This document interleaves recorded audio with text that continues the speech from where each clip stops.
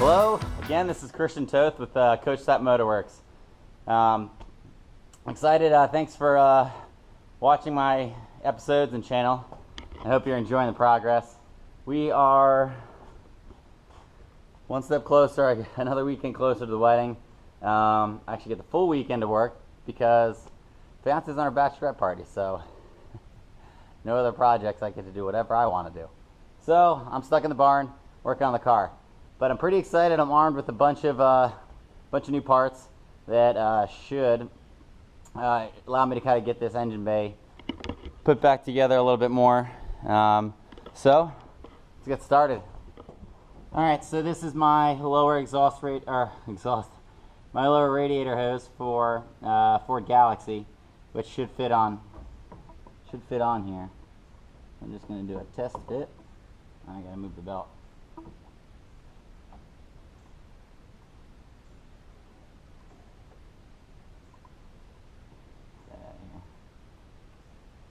Alright,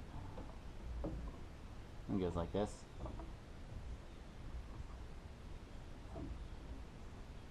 It is the belt that's designed for power steering, so that slides on there a lot easier.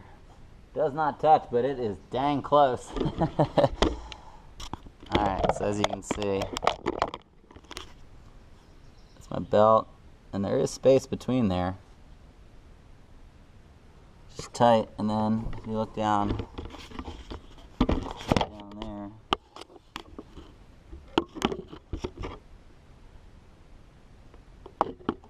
maybe hard for you guys to see, but you can trust me when I say it's not touching.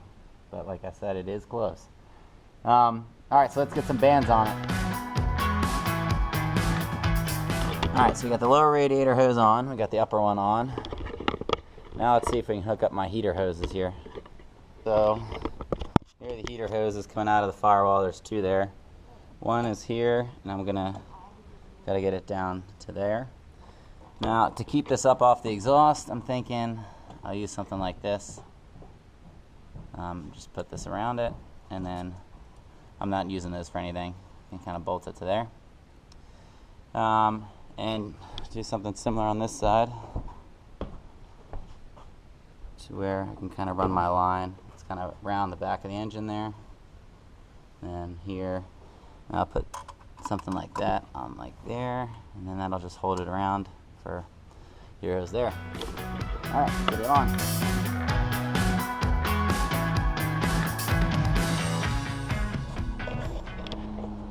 Probably couldn't see very well, but I was just feeling to see if it's coming out of the heater core.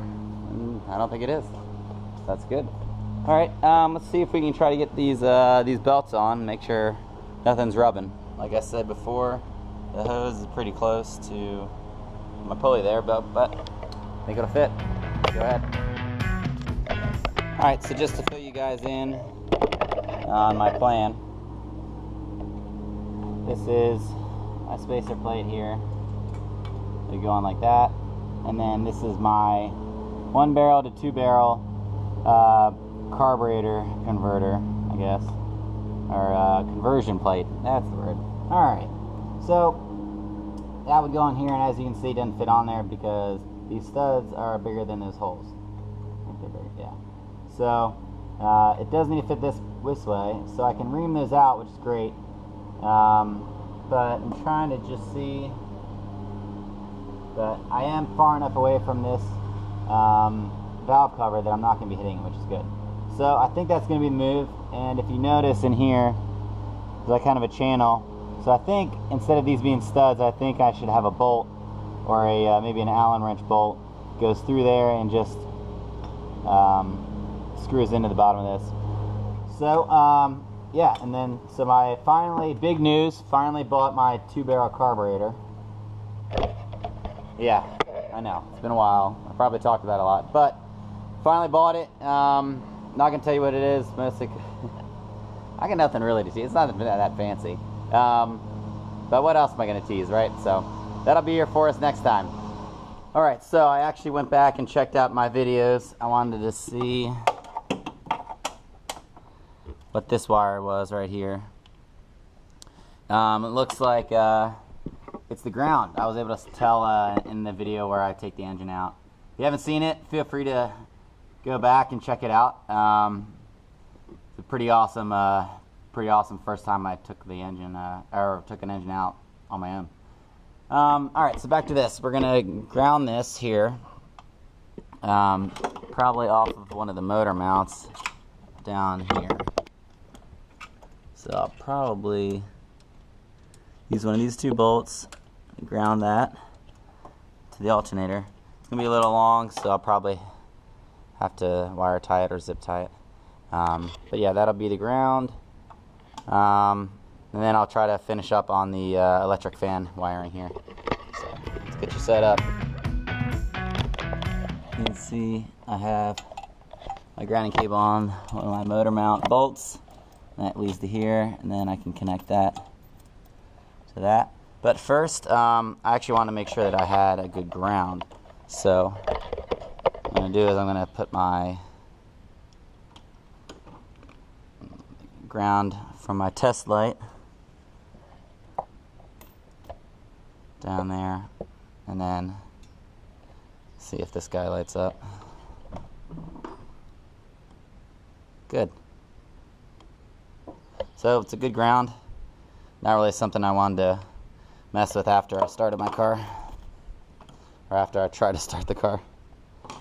Alright, so you can go ahead. That's a good ground. I can clean this up and we can bolt that together, and I'll just wrap it in electrical tape. And that'll take care of the grounding for the alternator. And we can move on to the electric fan. Alright, so before I get back to the fan, just wanted to give you an update here. Got all my cooling lines tucked away, nothing's hitting, which is great. Got my, I think that's oil pressure for my oil light. And then I think that one's temperature back there. Got my bracket here on this side as well. It's not touching, which is good. Close though. There we go. Bring it up a little bit. Right, just the one wire. I got my temperature sensor in there. Alright, so like I said, I do want to get to the drive shaft here. So got my box from Summit.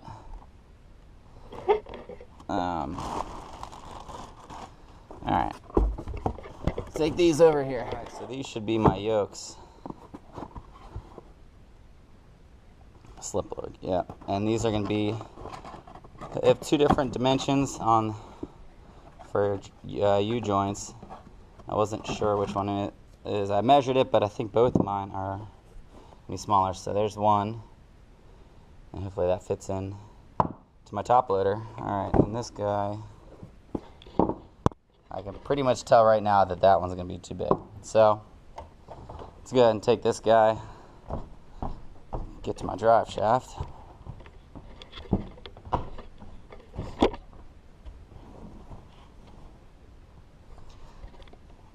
Alright.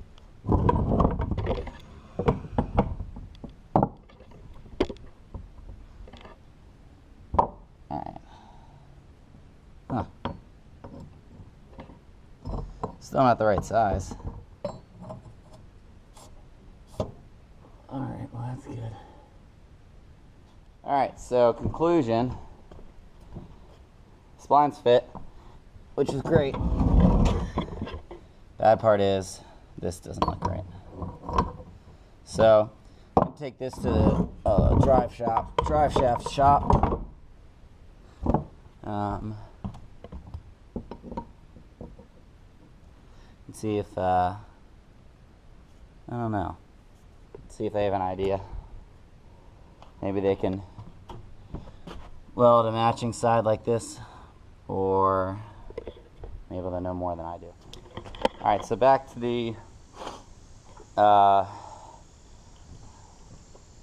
fan controller. So, as you can see, I have all my wires hooked up. Get this guy out of the way. I got a ground to the battery here. I have my power, which is there, which I looped around, goes to the positive part of my fan. It's the blue wire.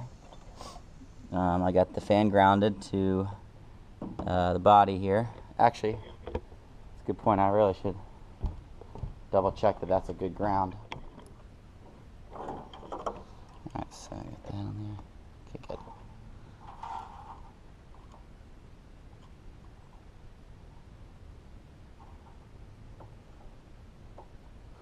Okay. Good to go. Yes, the only wire I have left is this yellow wire.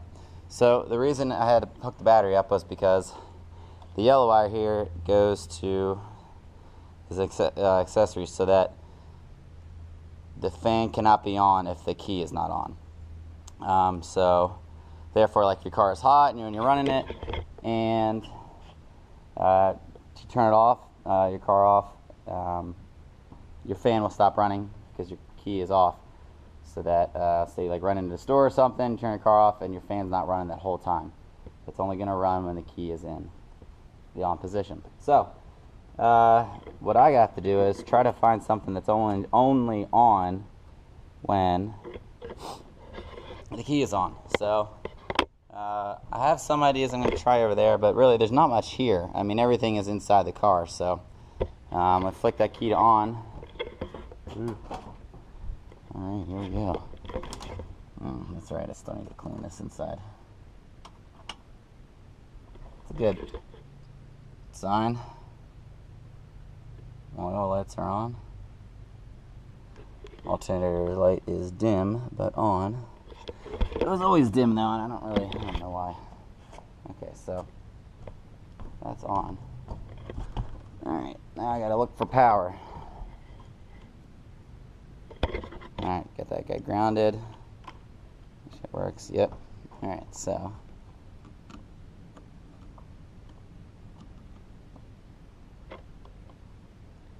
Alright, so that is good. Double check to see if it's power all the time or only when the key's on.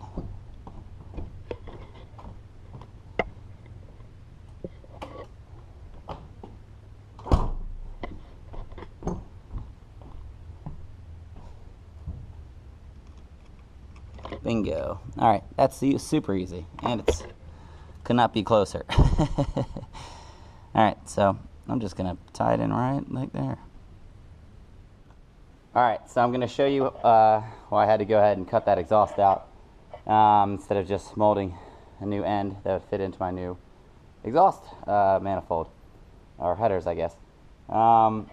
This is the original, and this is the new one, and that's only one of them, so I'm gonna have two. So, kind of gonna help, but giggle or laugh because I'm really excited. Oh man! So I'm gonna have these big old exhaust pipes, two of them coming out the back. It's gonna be awesome. Getting pretty excited. So I'm gonna go ahead and keep removing the exhaust, but nice to get this out. Just one step closer. That's probably going to do it for me today. So pretty good weekend recap. All the cooling system is done. All my belts are on. Alternator and power steering pump are all bolted up in their final position. Wires are hooked up. Everything's grounded. I have my electric fan all wired up, ready to go. I got my cooling lines on here for my heater hoses. They're tucked and out of the way. I'd have to say it's a pretty good weekend. So next week, some things we got to take care of is the drive shaft I got to do during this week, as well as, or I guess once that's done, probably going to have this taken to an exhaust shop to get the exhaust welded. There's everything in the back is going to be a stock V8 exhaust, but getting that to mount and fit with these down tubes, one of them kind of pointing at the starter, I have to get them kind of molded around and hopefully get around there. But yeah, so I gotta, because the car can't drive, I have to get it towed there. So that's gonna be the next thing, is once I have the drive shaft figured out, getting that put back on the car and then getting this thing towed out of here to get the exhaust work done, and then start up, hopefully. Getting close. I'm getting really excited. I hope you guys are too. And that's going to do it for me. This is Christian Toth with Coachstop Motorworks, and I'll see you later. Bye.